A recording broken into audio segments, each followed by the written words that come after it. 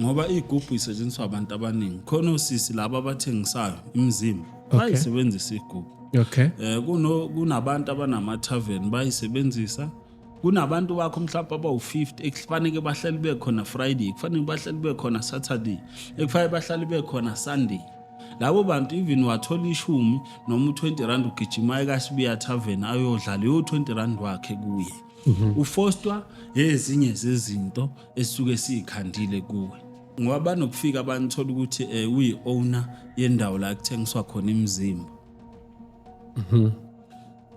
manje sesifuna ukuthi manje labantu abathenga imizimba bande bazothenga la It's a topic for another day. Yes, yeah. yes bashiya abafazi endlini beza la bazothenga fanele lo muntu lo wesilisa nakangena kuloya mnyango lo afika athenga noma ngawuthenga ubhiya uphuza kodwa angahambi engazange ukuthi enze lento esuke sifuna